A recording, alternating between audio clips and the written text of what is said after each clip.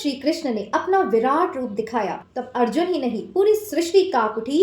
क्या आप तैयार है ईश्वर के उस विराट रूप के दर्शन करने के लिए? तो ये वीडियो सिर्फ और सिर्फ आपके लिए है, उन कृष्ण भक्तों के लिए है जिन्हें कृष्ण के बारे में जानने की जिज्ञासा है और जो कृष्ण को ईश्वर मानते हैं, जो कृष्ण को समस्त ब्रह्मांड के रचयिता मानते हैं। और आज इसी चैप्टर में हम पढ़ेंगे कृष्ण भगवान का विराट रूप, जिसमें सृजन भी था और प्रलय भी, जिसमें जन्म भी था और मृत्यु भी।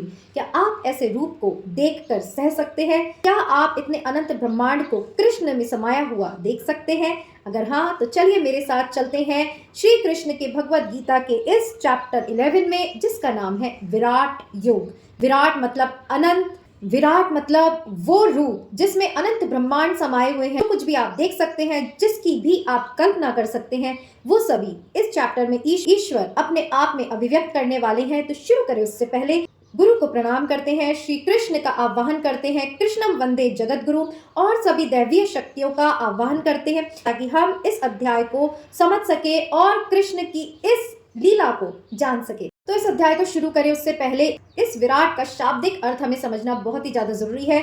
Virat means vast, immense, gigantic, cosmic, जो कुछ भी आप कह सकते हैं, अनंत, जिसमें सभी कुछ समाहित है। अनंत ब्रह्मांड, अनंत नक्षत्र, जितनी भी आप कल्पना कर सकते हैं, सभी इस ईश्वर के विराट रूप में समाहित है। और तभी जो विराट रूप चैप्टर है वो बहुत ही इंपॉर्टेंट इसलिए है क्योंकि हमें कृष्ण का सौम्य रूप ही नहीं बल्कि कृष्ण का भयानक अनंत मुखों वाला, अनंत शरीरों वाला भी रूप हमें दिखने वाला है। तो इसलिए बहुत ही ध्यान से इस अध्याय को हम पढ़ेंगे, समझेंगे। ईश्वर की कृपा से ही ईश्वर के उस विराट रूप का दर्शन हम करेंगे।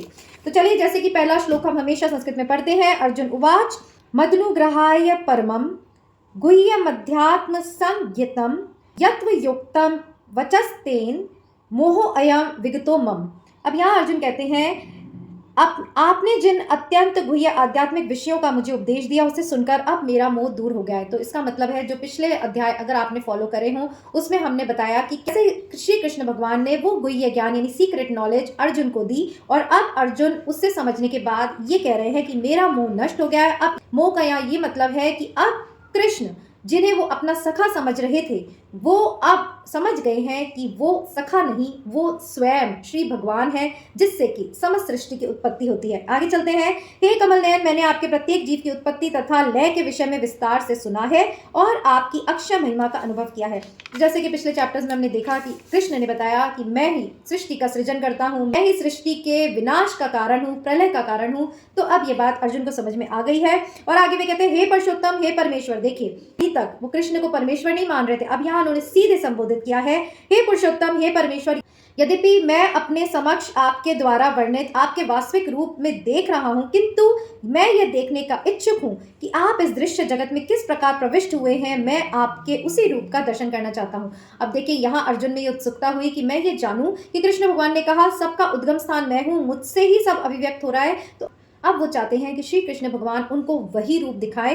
आगे चलते हैं। हे प्रभु, हे योगेश्वर, यदि आप सोचते हैं कि मैं आपके विश्व रूप को देखने में समर्थ हो सकता हूं तो कृपा करके मुझे अपने असीम विश्व रूप दिखलाइए। तो देखिए, यहाँ अर्जुन ने जो है वो रिक्वेस्ट रखी है। तो ऐसे ही शिष्य होना चाहिए, इतनी विनम्रता होनी चाहिए कि अगर उसमें वो पात्रता है किसी ज्ञान को पाने की ही तो ही वो अपने गुरु से कहते हैं कि मुझे ये ज्ञान प्रदान कीजिए, अन्यथा आप रहने दीजिए। तो यहाँ यही अर्जुन ने कहा कि अगर आपको ऐसा लगता है कि मुझ में वो पात्रता है कि मैं आपके इस विराट रूप का दर्शन कर पाऊं तो मैं वो जरूर देखना चाहूंगा। अब यहाँ श्री भगवान क्या कहते हैं इसको भी हम संस्कृत में पढ़ते हैं। पश्य में पार्थ रूपाणी शतशो अत सहस्त्रशः नाना विधानी दिव्यानी नाना वर्णाकृतानि। श्री भगवान कहते हैं, हे अर्जुन, हे पार्थ, अब तुम मेरे ऐश्वर्य को सैकड़ों हजार प्रकार के दैवी तथा विविध रंगों वाले रूपों को देखो। देखिए, पिछले चैप्टर के एंड में जो हमने पढ़ा था ईश्वर का ऐश्वर्य, उसमें श्री कृष्ण एक ही बात कहते हैं कि हे अर्जुन, इतना सब कुछ मेरे बारे में जानने का लाभ ही क्या है। इतना भी मैंने तुम्हें बताया वो मेरे के शीश के बराबर है। मतलब नाखून के सिरे के बराबर है, मतलब इतना मेरा विराट रूप है। बट अब फिर से जब अर्जुन ने इच्छा करी कि मैं तो आपका विराट रूप देखना चाहता हूं, तो श्री कृष्ण अब अपना बखान करते हैं।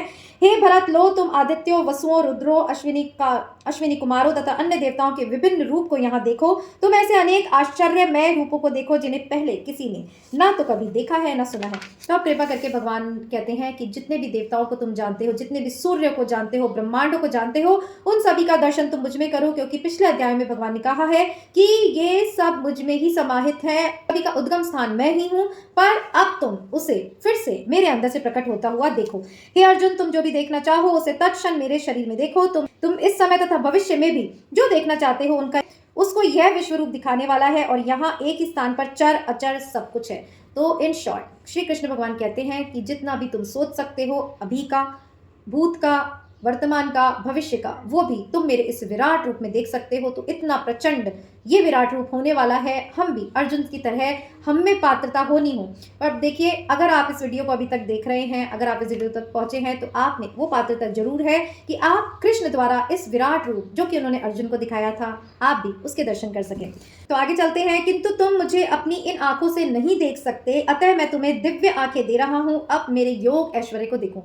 तो सीधी सी बात है कि ईश्वर को हम अपनी नॉर्मल आंखों से कैसे दे सकते हैं, इसलिए ईश्वर ने उन्हें वो दिव्य चक्षु प्रदान किए जिससे कि वो देख सकते हैं। और ऐसे ही गुरु भी जो भी हमारे होते हैं, वो अपने ज्ञान रूपी चक्षु से हमें इस दुनिया का असली रूप दिखाते हैं, जो अगर हम समझ पाए तो हमारी गुरु भक्ति जो है हमें इस भव सागर से जरूर पार करती है। और ऐसे ही जब अर्जुन ने यहाँ कृष्ण के सामने सरेंडर किया, तो अब उन्हें दिव्य चक्षु, अब दिव्य ज्योति, ऐसे नहीं कि उनके कोई दिव्य आंखें लगा दी, जी नहीं, उनको वो दिव्य दृष्टि प्रदान की ज्ञान के द्वारा, जितना भी उन्होंने समझाया, कि अब उनमें वो पात्रता आई कि वो ईश्वर के विराट रूप के दर्शन करें। संजय ने कहा, हे राजा, इस प्रकार कहकर महायोगेश्वर भगवान ने अर्जुन को अपना विश्व रूप दिखलाया। और संजय, अब जिन्हें नहीं पता उन्हें बता दूं कि ये सारा ज्ञान जो हमें गीता का मिला है वो संजय के माध्यम से, जिन्हें की दिव्य दृष्टि दी गई थी कि वो राजमहल में बैठे बैठे ये सारा महाभारत का युद्ध देख सके और धृतराष्ट्र को, जो कि जन्म से अंधे थे, बता सके। और इसीलिए गीता को समझने का, सुनने का सौभाग्य हमें मिला, क्योंकि संजय को वो दिव्य दृष्टि दी गई थी। अर्जुन ने उस विश्व रूप में, अब देखिए यहाँ इसका वर्णन है कि अर्जुन ने उस विश्व रूप में क्या क्या देखा, तो आप फटाफट सुनते जाइए। असंख्य मुख, असंख्य नेत्र तथा असंख्य आश्चर्यमय दृश्य देखे। यह रूप अनेक दैवी आभूषणों से अलंकृत था, अनेक दैवी हथियार उठाए हुए थे, यह दैवी मालाएं तथा वस्त्र धारण किए तथा उस पर अनेक दिव्य सुगंधियां लगी थी। सब कुछ आश्चर्यमय, असीम और सर्वत्र व्याप्त था। अब उसमें जितने भी देवी देवता थे, उनके शस्त्र, उनके अलंकार, मतलब सब कुछ जहां तक आप कल्पना कर सकते हैं, वो सब श्री कृष्ण ने अपने अंदर से उद्घाटित होते हुए बताए। आगे चलते हैं। यदि आकाश में हजारों सूर्य एक साथ उदय हो तो उनका प्रकाश शायद विश्व रूप की तेज की समता कर सके। अब ये कहते हैं कि अगर देखिए, एक ही सूर्य का कितना प्रकाश होता है कि हमारी पृथ्वी जो है वो प्रकाशमान है। अब अगर जितने भी सूर्य हैं, हजारों, कहते हैं ब्रह्मांड में हजारों सूर्य हैं, अगर वो सब एक साथ चमकें तो शायद, तब भी शायद वो कृष्ण के इस तेज जो कि कृष्ण में से निकल रहा है इस विराट रूप को दिखाते समय, उसकी समता यानी उसकी बराबरी कर सके। उस समय अर्जुन भगवान के विश्व रूप में एक ही स्थान पर स्थित हजारों भागों में विभक्त ब्रह्मांड के अनंत अंशों को देख सका। अब अर्जुन उसी समय अपनी जगह पर खड़े खड़े ही अनंत ब्रह्मांडों को, कहते हैं ना ब्रह्मांड, ये जो हमें सोचते हैं ब्रह्मांड, ये तो एक है, कोटि कोटि नक्षत्र है, कोटि कोटि ब्रह्मांड है, और वो सब उनको श्री कृष्ण में से उद्घाटित होते हुए दिखाई दे रहे हैं। तब मोहग्रस्त एवं आश्चर्यचकित रोमांचित हुए अर्जुन ने प्रणाम करके मस्तक झुकाया और वह हाथ जोड़कर भगवान से प्रार्थना करने लगा। अब अर्जुन को बिल्कुल भी संशय नहीं रहा कि ये मेरे सखा नहीं, ये साक्षात स्वयं भगवान है। और अब वो प्रार्थना करने लगे। अब देखते हैं वो क्या प्रार्थना करते हैं। वो कहते हैं, हे भगवान कृष्ण, मैं आपके शरीर में सारे देवताओं तथा अन्य विविध जीवों का एकत्र देख रहा हूँ। मैं कमल पर आसीन ब्रह्मा, शिव जी तथा समस्त ऋषियों एवं दिव्य सर्पों को देख रहा हूँ। जैसे कि श्री कृष्ण ने कहा ही है कि मेरे स्वरूप में सभी देवता दिखेंगे, तो अब अर्जुन ने कहा कि मैं आपके शरीर में से समस्त देवताओं को देख रहा हूँ, सबको एक ही जगह देख रहा हूँ, और कमल पर बैठे ब्रह्मा जी को देख रहा हूँ जो सृष्टि का निर्माण करते हैं, और शिव जी को देख रहा हूँ जो सृष्टि में प्रलय लाते हैं, तथा समस्त ऋषियों और दिव्य सर्पों को, जैसे कि शेषनाग हो गए, वासुकी हो गए, उनको भी देख रहा हूँ। सब आप में मुझे दिखाई दे रहे हैं। हे विश्वेश्वर, हे विश्वरूप, मैं आपके शरीर में अनेकानेक हाथ, पेट, मुंह तथा आंखें देख रहा हूँ जो सर्वत्र फैले हैं और जिनका अंत नहीं है। हमें न अंत दिखता, न मध्य और न आदि। और अब अंदर से अर्जुन इतने मतलब कहते हैं ना शॉक्ड रह गए हैं। अनंत मुख अनंत शरीर अर्जुन को उनके स्वरूप में दिख रहे हैं और अब वो कह रहे हैं इन स्वरूपों का ना मुझे आदि दिख रहा है, ना अंत दिख रहा है, ना मध्य दिख रहा है। इसलिए थोड़ा भयभीत भी यहाँ अर्जुन हो गए हैं और उसी के साथ साथ आश्चर्यचकित और अचंभित भी। आगे वे कहते हैं आपके रूप को चकाचौंध तेज के कारण देख पाना कठिन है, क्योंकि वे प्रज्वलित अग्नि की भांति अथवा सूर्य के अपार प्रकाश की भांति चारों ओर फैल रहा है। तो भी मैं इस तेजोमय रूप को सर्वत्र देख रहा हूँ, जो उनके मुकुटों, गदाओं तथा चक्रों से विभूषित है। अब यहाँ सिंपल है, हम जो मानव शरीर है वो इतनी दैवीय शक्ति भी सहन नहीं कर सकते। हम इसलिए जब भी जो साधना करता है तो चित्त की शुद्धि उसके लिए सबसे ज्यादा इंपॉर्टेंट होती है कि उसका चित्त शुद्ध होना चाहिए। तभी उसके अंदर जब वो ईश्वरी शक्ति उतरेगी उसे वो सहने के लायक बनेगा, उसमें वो पावर आएगी कि वो ईश्वर का ये ज्ञान, ये शक्ति को अपने अंदर सहन कर सके। तो वही अर्जुन यहाँ बोल रहे हैं कि मैं यहाँ देख पा रहा हूँ कि अनंत देवता, उनके मुकुट, उनके अलंकार, उनकी रोशनी, उनका तेज, ये सब आप में से प्रकट हो रहा है, जो मेरे लिए सहन करना मुश्किल हो रहा है। आप परम आद्य गेय वस्तु हैं, आप इस ब्रह्मांड के परम आधार हैं, आप अव्यय तथा पुराण पुरुष हैं, आप सनातन धर्म के पालक भगवान हैं, यही मेरा मत है। और इस सब के बाद यहाँ अर्जुन ने घोषणा कर दी है कि ऐसा कोई मनुष्य हो नहीं सकता जिसमें इतना ब्रह्मांड मुझे नजर आए। तो आप मनुष्य नहीं, ईश्वर हैं, ईश्वर हैं। और ये ईश्वर कौन है? ये ईश्वर है कृष्ण। आप आदि मध्य तथा अंत रहित हैं, आपका यश अनंत है, आपकी असंख्य भुजाएं हैं, सूर्य तथा चंद्रमा आपकी आंखें हैं। मैं आपके मुख से प्रज्वलित अग्नि निकालते हुए आपके तेज से इस संपूर्ण ब्रह्मांड को जलते हुए देख रहा हूँ। तो बहुत ही ईजी है, सारी उपमाएं जो यहाँ अर्जुन ने दी हैं, जैसा कि उनको दिख रहा है, जैसा कि हमें सुनने को मिल रहा है।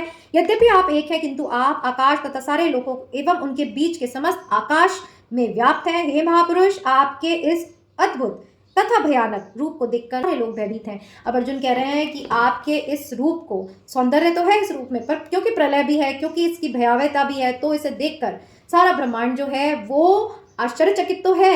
महाबाहु, आपके अनेक मुख, नेत्र, बाहु, जंघा, पाव, पेट तथा भयानक दांतों वाले विराट रूप को देखकर देवतागण सहित सभी लोग अत्यंत विचलित हैं और उन्हीं की तरह मैं भी हूँ। अब देखिए, ईश्वर का तेज सह पाना, उसके विराट रूप का दर्शन करना। अभी बोलने से ही आपको लग रहा होगा कि उस समय अर्जुन की क्या स्थिति रही होगी, और वो भयभीत होने लगा, डरने लगा। कह रहे हैं पूरा ब्रह्मांड, सभी देव भी आपके स्वरूप को देख के कांप रहे हैं, तो मैं तो क्या ही हूँ, मुझे भी भय हो रहा है, मैं भी डर रहा हूँ।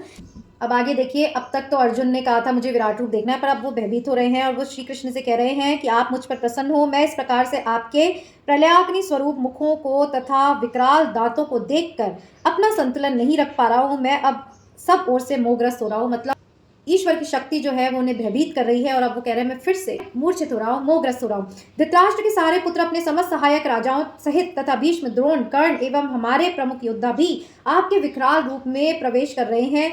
उनमें से कुछ के शिरों को तो मैं आपके दांतों के बीच चूर्णित होता हुआ देख रहा हूँ। इतना भयावह रूप जो है श्री कृष्ण ने अर्जुन को दिखाया, वो भी कृपा करके, और हमें सुनने को मिल रहा है वो भी उसकी कृपा से। तो यहाँ अर्जुन ही कहना चाहते हैं कि जैसे कि श्री कृष्ण ने कहा था तुम युद्ध करो, तुम तो निमित्त मात्र हो, ये सब तो पहले ही मरे हुए हैं। तो यहाँ वही दृश्य श्री कृष्ण बता रहे हैं कि सारे पुत्र धृतराष्ट्र के और पांडवों के भी है, वो कृष्ण भगवान के मुख में प्रवेश होते हुए दिखाई दे रहे हैं। मतलब वो काल का ग्रास हो रहे हैं और उनके दांतों के बीच में उन्हें पिसते हुए देखा जा रहा है। सिंपल सी बात है, इसका यह अर्थ है कि जो नियति है वो तय है, कोई निमित्त बनता है उनके नाश का, बट करने वाला सब ईश्वर है। यहाँ पुनः कहते हैं कि हे विष्णु, अब देखिए, अब पहले कृष्ण बोल रहे थे, ईश्वर बोल रहे थे, अब सीधे हे विष्णु, मतलब विष्णु भगवान से ही समस्त सृष्टि जो है वो उद्घाटित हुई है। तो वो कह रहे हैं हे विष्णु, मैं देखता हूँ आप अपने प्रज्वलित मुंह से सभी दिशाओं के लोगों को निगले जा रहे हैं। आप सारे ब्रह्मांड के तेज से स्फुरित होकर इतनी किरणें आपके अंदर से निकल रही हैं कि मैं भयभीत हो रहा हूँ। तो यहाँ फिर से उन्होंने पुष्टि की, का विकराल रूप जो है मेरे लिए असहनीय है। हे देवेश, कृपा करके मुझे बतलाइए कि इतने उग्र रूप में आप कौन है? मैं आपको नमस्कार करता हूँ, कृपा करके मुझ पर प्रसन्न हो। आप आदि भगवान हैं, मैं आपको जानना चाहता हूँ, क्योंकि मैं नहीं जान पा रहा हूँ कि आपका प्रयोजन क्या है। कृष्ण ने जब विराट रूप देखने की इच्छा जताई थी तो उन्हें ये नहीं समझ में आ रहा था कि भगवान विराट, अब विराट में तो सब आ गए ना, अच्छा रूप भी आ गया, भयावह रूप भी आ गया। तो वो कह रहे हैं अब आप मुझ पर प्रसन्न होइए, आप ये रूप मुझे क्यों दिखा रहे हैं, इसका प्रयोजन मैं नहीं जान पा रहा हूँ और मैं बेचैन हो रहा हूँ। आप कृपा करके आप इस अपने विराट रूप को समेटिए।